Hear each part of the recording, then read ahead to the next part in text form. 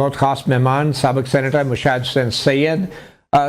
پاکستان اور سعودی عرب کا جو دفاعی معاہدہ تھا ایک دفعہ پھر موضوع بحث بنا. Deputy prime minister Ishaq Dar نے سعودی حکومت سے ان سے رابطہ کیا اور پھر ایرانی حکومت سے بھی رابطہ کیا. ایک پریس کانفرنس میں انہوں نے انکشاف کیا کہ ایرانی حکومت پر واضح کیا گیا کہ پاکستان اور سعودی عرب ایک دفاعی معاہدے میں ہیں اور اس لیے ایران کی طرف سے پھر یہ یقین دہانی کرائی گئی کہ اگر سعودی عرب سے ایران پہ حملہ نہیں کیا جاتا یعنی امریکی فوجی اڈوں کی طرف سے تو پھر سعودی عرب پر بھی حملہ نہیں کیا جائے گا. اور اس یقین دہانی کے بعد بقول پاکستان کے deputy prime minister Ishaq Dar کے سعودی عرب پر ہونے والے حملوں میں کمی آئی ہے. تو مشاہد حسین سید صاحب، جو کام امریکہ اپنے فوجی اڈوں کے ساتھ نہیں کر سکا یعنی سعودی عرب کا دفاع، تو پاکستان اس حوالے سے کیا کر سکتا ہے اور کیا پاکستان پابند ہے کہ ایران پہ وہ حملہ آور ہو سعودی عرب کے دفاع میں اس معاہدے کے مطابق؟ جی، جو بنیادی معاہدہ ہوا تھا پاکستان اور سعودی عربیہ کا وہ 1982 میں ہوا. اس کے تحت پاکستانی فوج بھی لوکیٹڈ تھی اور وہ تھا کہ سعودی عربیہ کا دفاع خاص طور پہ جو ہولی سائٹس کا ہے and it was linked with Israel. صرف ہولی سائٹس کی ہولی سائٹس کا کیونکہ ہمارا وہ اس حوالے سے تھا. اب یہ اس جو کرنٹ معاہدہ ہے، میرا اپنا تو انڈرسٹینڈنگ یہ تھا کہ چونکہ پاکستان کی پارلیمنٹ نے، آپ کو یاد ہوگا 2015 میں، اس کو میں بھی تھا اس میں ڈرافٹ کرنے میں، کہ جب سعودی عربیہ نے ہم سے مانگے یمن کے لیے تو ہم نے کہا کہ ہم دو مسلم برادر میں اگر کوئی لڑائی ہوتی ہے تو ہم اس میں شامل نہیں ہوتے. ہاں اسرائیل کا ہو، یس، ہم نے 2 اسرائیل عرب وار میں حصہ لیا ایئر فورس نے، 1967 کی جنگ میں، 1973 کی جنگ میں، اور 2015 کو پارلیمنٹ نے متفقہ قرارداد ریزولوشن کیا ہر پارٹی نے، اپوزیشن، اور اس کو میاں صاحب کی گورنمنٹ تھی، اپوزیشن اور گورنمنٹ، اور اس میں پاکستان کی اسٹیبلشمنٹ بھی شامل تھی کہ ہم فوج نہیں بھیج سکتے یمن کے حوالے سے، آپ یہ مانگ گیا تھا اور وہ معاملہ سیٹل ہو گیا تھا. تو میرا اپنا یہ مشاہدہ ہے کہ ایران کی تو کوئی ڈائریکٹ تھریٹ تو سعودی عربیہ کو مجھے نظر نہیں آتی. وہ تو ایک جارحیت ہوئی ہے، جو جڑ ہے فساد کی، وہ تو امریکی اور اسرائیلی جارحیت ہے ایران کے خلاف. تو آپ یہ سمجھتے ہیں کہ ایران حق بجانب تھا سعودی عرب پہ حملہ کرنے میں؟ میں یہ نہیں کہتا، میرے خیال میں بہتر ہوتا کہ وہ نہ کرتے، لیکن انہوں نے کہا کہ ہم صرف اٹیک کر رہے ہیں بیسس پر، وہاں سے حملے ہو رہے ہیں. تو ویسے تو سعودی عربیہ نے کہا بھی تھا ایران کو، ایشور بھی کیا تھا، اور پچھلی دفعہ جب حملہ ہوا تھا تو سعودی عربیہ اور پاکستان 2 ملک ایران کے ساتھ کھڑے تھے اور انہوں نے کہا کہ ہم کسی ایران کے خلاف حملے میں نہ شامل ہوں گے نہ فیسیلیٹیٹ کریں گے. اور میرے خیال میں آپ نے جو بات کی ہے یہ بیک چینل کی، شاید تفصیلات مجھے اس کی معلوم نہیں ہے، پریس کانفرنس میں کی ہے، تو ہو سکتا ہے، اور اس میں وہ کہتے ہیں فرق بھی پڑا ان کے حملوں کا، لیکن بنیادی بات ہے when you look at the thing، context تو یہ ہے نا کہ ایک حملہ جارحیت ہوئی ہے امریکہ اور اسرائیل کی طرف سے، اور چاہے انہوں نے ہو سکتا ہے اڈے کہیں سعودی کے استعمال کیے ہیں یا نہیں کیے، لیکن کم سے کم جارحیت تو ایران پر ہوئی ہے. تو ایران تو جو کر رہا ہے وہ جوابی کارروائی کر رہا ہے. اور میرے خیال میں کسی حد تک آپ سمجھتے ہیں کہ ایران حق بجانب تھا امریکی فوجی اڈوں کو نشانہ بنانے میں؟ جو باقی ممالک، جہاں تک ان کا آپ تعلق ہے، ایرانی پریزیڈنٹ نے یہ بھی کہہ دیا ہے کہ ہم نے معذرت بھی کی انہوں نے کہ ہم نہیں چاہتے. دیکھیں ایران کے اندر سے بھی پھر لیکن میں اوور آل ان کی لڑائی تو سعودی عرب سے تو نہیں ہے نا، یا قطر سے یا UAE سے تو نہیں ہے، ان کی لڑائی تو ان کے ساتھ ہے. اور اس لیے جب ہم بات کرتے ہیں مڈل ایسٹ کی، تو اگر ایران کی بھی کنڈمنیشن لوگوں نے کی ہے ہمارے، تو اس میں کنڈمنیشن امریکن جارحیت کی بھی ساتھ ساتھ ہونی چاہیے، جو جڑ ہے.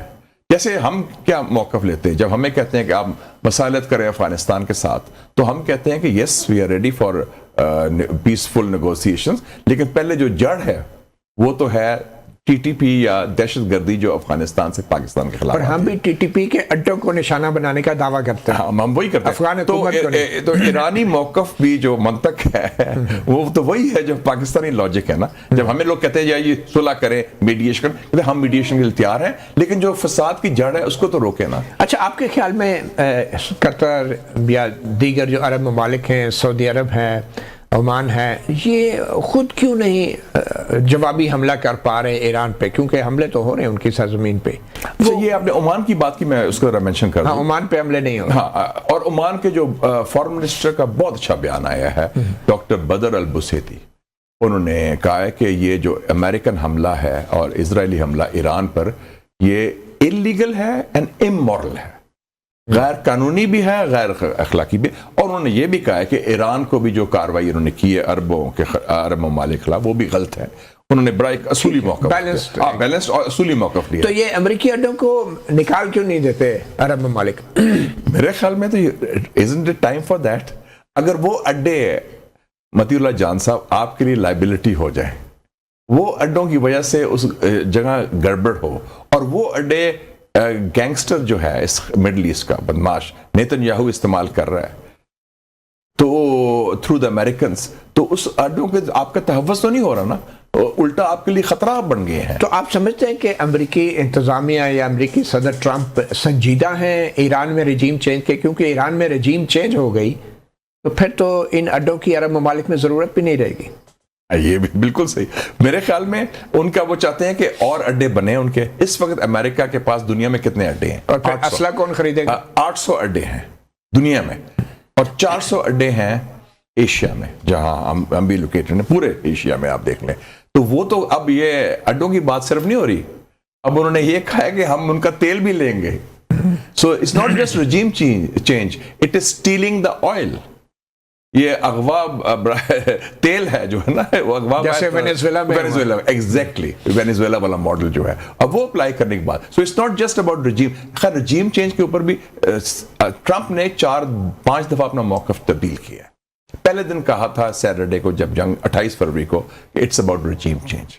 बाद में कहा कि नहीं, रजीम चेंज नहीं, हम कोई और रजीम भी आ जाए, वो वेनेजुएला मॉडल लाना चाहते थे। तो अगर ईरान में रजीम चेंज हो जाती है तो आप समझते हैं कि अमेरिका जो है आबनाए हुर्मस में जो पूरी दुनिया को तेल की तरसील जा रही है, उस पर कंट्रोल हासिल कर लेगा? उनकी कोशिश तो ये होगी, ख्वाहिश चाहत तो ये होगी, लेकिन अभी भी देख लें कि वो स्ट्रेट्स ऑफ हॉर्मस तो ईरान ने बंद किया हुआ है और 1 हफ्ता हो गया है, अभी अमेरिका तो नहीं खोल सका उनको। और अगर वो माइनिंग करते हैं उसकी, अभी तो बंद किया ना फिजिकली, अगर वो माइन कर दें तो फिर तो आपका जो तेल आता है, हम जो LNG लेते हैं कतर से और दूसरी चीजें, वो तो खत्म। कभी माजी में ऐसा हुआ? माजी में नहीं हुआ। It would be the first time ever. ये तो कभी नहीं हुआ। थ्रेट हुई थी माजी में, जब ईरान इराक की जंग भी थी, सारा था, लेकिन ये बंद नहीं हुआ। बंद की थ्रेट की गई, तो ये फर्स्ट टाइम हुआ। जो मेरा अंडरस्टैंडिंग है कि in the history straits of Hormuz has been closed. ठीक, तो इज इट पॉसिबल कि ईरान में रजीम चेंज हो जाए? क्योंकि वहाँ पे अब जो मुश्तबा खामनेई हैं, ईरान के नए सुप्रीम लीडर, वो अब मंजर आम पे आ गए हैं। तो कुछ लोगों के ख्याल में ये भी एक किस्म की मोरूसियत के रास्ते पे, मतलब ईरान में पहले कौन सी, खैर हम कहते हैं जमहूरियत थी, क्या मोरूसियत पे बहस करें, मगर सबके बावजूद में फिर भी ज्यादा मुसलमान ममालिक के अलावा ज्यादा जमहूरियत है मेरे ख्याल में। ईरान की जो तारीख है या जो उसका जो फलसफा है, वो तो है ही मोरूसियत की बुनियाद पे। जो उसका कॉन्सेप्ट है वहाँ पे, जो रजीम का, जो उनकी हिस्ट्री का जो अंडरस्टैंडिंग है, वो तो है ही मोरूसियत है अगर देखा जाए तो वहाँ पे ये इशू नहीं है सच को। नहीं, वो मोरूसियत का इशू नहीं है। मुश्तबा खामनेई वो बंदा है जो 17 साल की उम्र में, जब उसका वालिद सदर ईरान था, वो जंग लड़ा था एज अ सिपाही for the revolutionary guards against Iraq 1986। बात कर, सॉरी, मैं मुश्तबा खामनेई 17 साल का बच्चा था, स्टूडेंट था, कि वो वॉलंटियर कर रहा था इस्लामिक रेवोल्यूशनरी गार्ड्स में इराक की जारियत के खिलाफ। कोई VIP चाइल्ड नहीं था। His father was president of Iran. ये नहीं कि वो गायब हो जाए, बाहर चला जाए या वो छुप जाए। No, he fought. उसकी वालदा शहीद हुई हैं, उनकी बेगम शहीद हुई हैं, उनका बेटा शहीद हुआ है, उनके वालिद शहीद हुए हैं। वो एक बड़े वो एक स्ट्रगल का, बैप्टिज्म थ्रू फायर हुई है उनकी। तो ये कोई मोरूसियत का इशू नहीं है उनका, पूरी ऑन दिस ओन दमंग तरीके से आए हैं, स्ट्रगल करके आए हैं। कोई सिफारशी कल्चर नहीं है उधर, हमारी तरह नहीं है ये काम।